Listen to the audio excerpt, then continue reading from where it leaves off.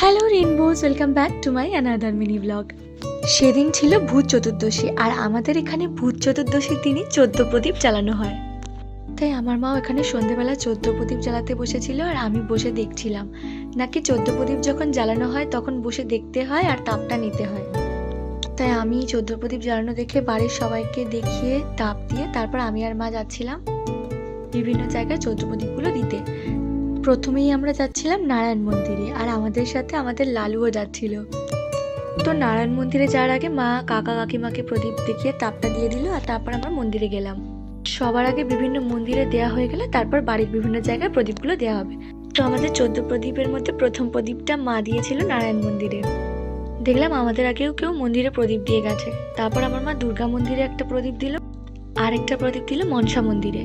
আর মা যতক্ষণ মনসা মন্দিরে প্রদীপ দিচ্ছিল, আরেকটা কাকিমা প্রদীপ দিতে চলে এসেছিল। এরপর আমার মা আর কাকিমা মিলে দুজনে গিয়ে জগদ্ধাত্রী মন্দিরে প্রদীপগুলো দিয়ে এলো। জগদ্ধাত্রী মন্দিরে একটু যেতে অসুবিধা হচ্ছিল, কারণ সামনে অনেক বাস পড়েছিল। তো আমাদের সমস্ত মন্দিরে প্রদীপ দেওয়া কমপ্লিট হয়ে গেছিলো। এবার বাড়ির বিভিন্ন জায়গায় বাকি প্রদীপগুলো দিতে হতো। তো মা প্রথমে আমাদের হরি মন্দিরে প্রদীপ দিল, তারপর পুকুরের ধারে একটা দিল, দরজার সামনে দিয়েছিল, আর বাকিগুলো ঘরের সামনে। তো বিভিন্ন জায়গায় প্রদীপ দেওয়া কমপ্লিট হওয়ার পরেই আমরা বাজি ফাটাতে শুরু করে দিয়েছিলাম।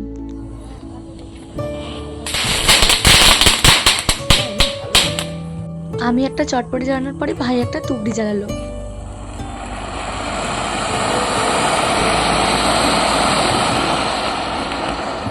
আচ্ছা, তোমরা কিন্তু আমার চ্যানেলটাকে সাবস্ক্রাইব করে দিও, আর এই ভিডিওটাতে একটা লাইক করে দিও।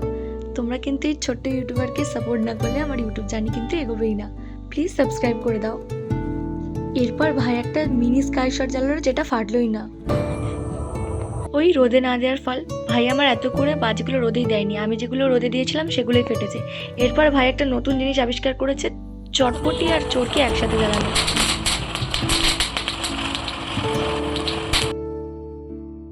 আমার ভালোই লাগলো, কিন্তু চরকিটা ভালো ঘুরলো, চটপটিটা কিন্তু ভালো ফাটেনি। আর বাকি রাস্তা এত এবড়ো খেবড়ো যে চরকিগুলো একটুখানি ঘোরার পরই বন্ধ হয়ে যাচ্ছিল। আবার কিছু কিছু চরকি অনেকক্ষণ ধরে ঘুরছিল।